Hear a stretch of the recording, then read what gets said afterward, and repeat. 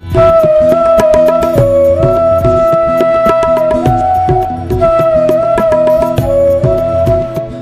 आपने जो सोचा समारंभ और समारंभ, उसके लिए तैयारी करना। जिस दिन मार्केट से हम पूजन की सामग्री लाते हैं, श्री जी को चढ़ाने की सामग्री लाते हैं, हमारे उस अकाउंट में बिना अकाउंट खोले ही पुण्य परमाणु का संचय होना प्रारंभ हो जाता है।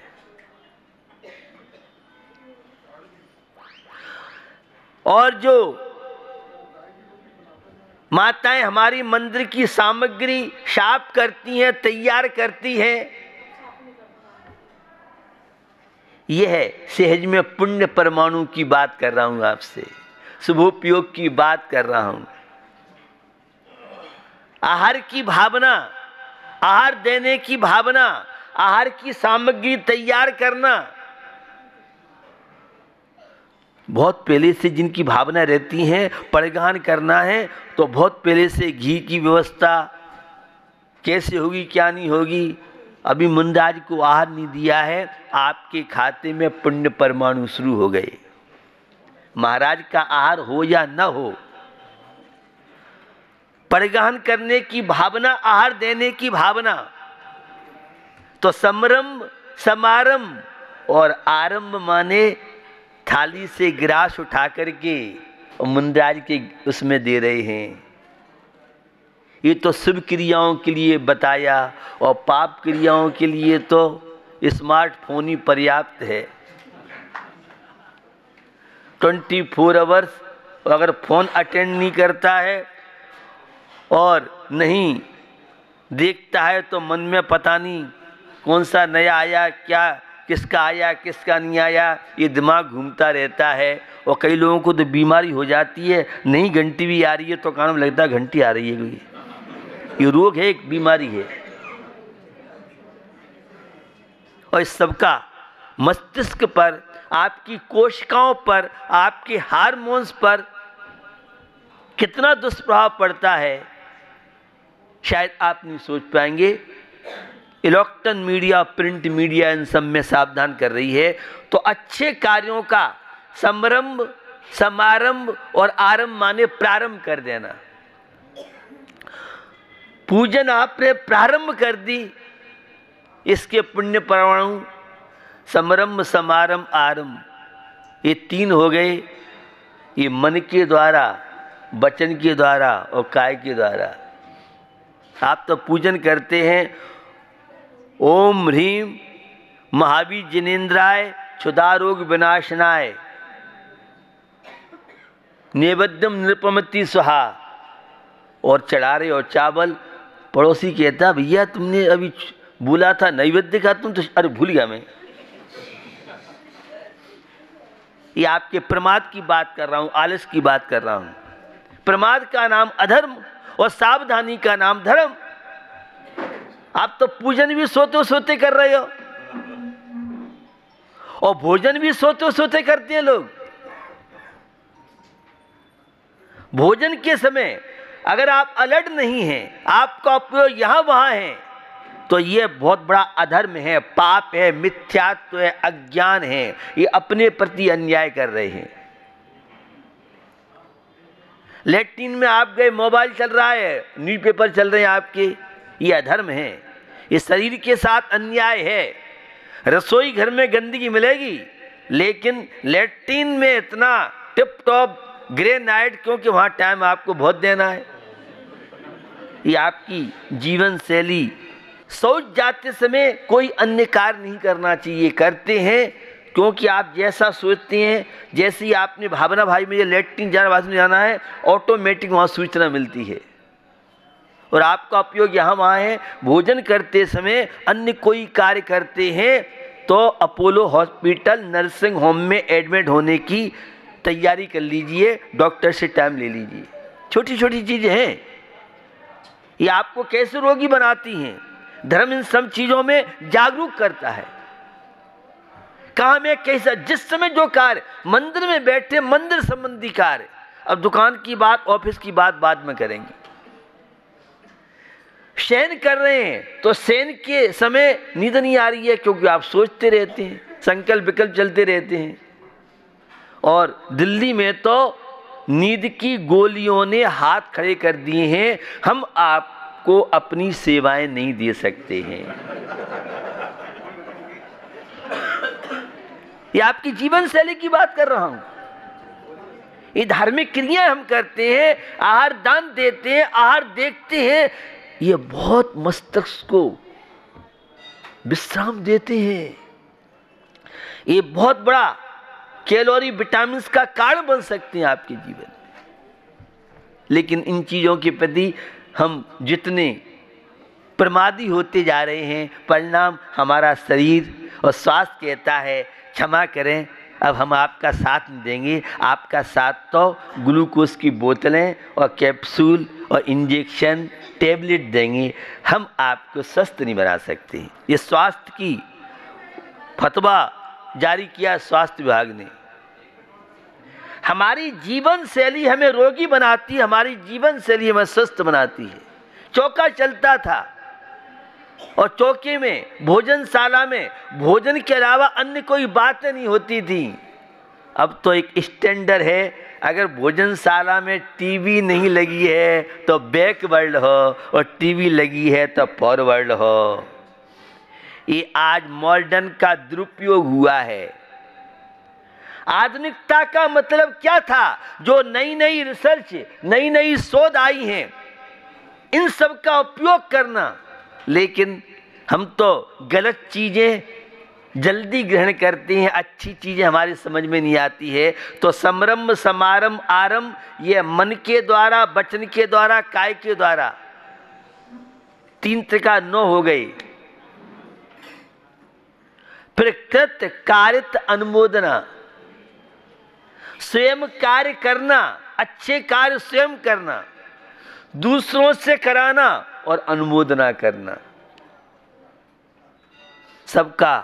सबके परसेंट हैं। आपको भोजन किसी को कराना है, आपने ऑर्डर दे दिया, कोई मजा नहीं है। और भोजन आप किसी भूखे व्यक्ति को अपने हाथ से करा के आप देखिए, आपको अलग संतुष्टि होगी, आपको आंतरिक आनंद आएगा। सेवा के कार्य दूसरों से नहीं कराए जाते हैं, सेवा के कार्य तो स्वयं के लिए किए जाते हैं। और हमने किसी दुखी व्यक्ति के कष्ट को दूर किया, हमने उसके कष्ट को दूर नहीं किया है, हमने तो अपना कष्ट दूर किया है। सेवा बहुत बड़ी चीज है।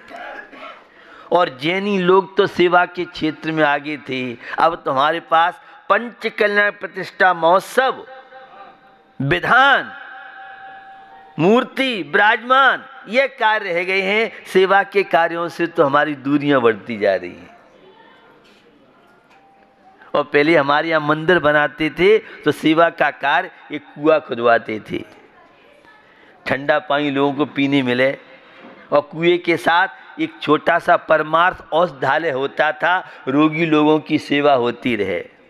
और उसी के साथ एक चिकित्सा के लिए पाठशाला, स्कूल खुलवाते थे। अब तो स्कूल चले गए, पूरी व्यवस्था थी। ये मंदिर के साथ सहज में हमारे पूर्वजों परंपरा थी। अब मंदिर तो रह गया, मूर्ति तो रह गई, बाकी ये और चीज़ों से हम विमुख होते जा रहे हैं। और उसका परिणाम देख रहे हैं, हमारा प्रभाव घटता जा रहा है, हमारा समाज सब क्षेत्रों में कमजोर होता जा रहा है। कर सेवा जन जन की, संत तुलसीदास जी के शब्द। और हमारे यहाँ तो राजवार्तिक में उमा स्वामी के सूत्र की व्याख्या की उन्होंने, परस्परोपग्रहो जीवानाम। जीव का क्या कार्य है?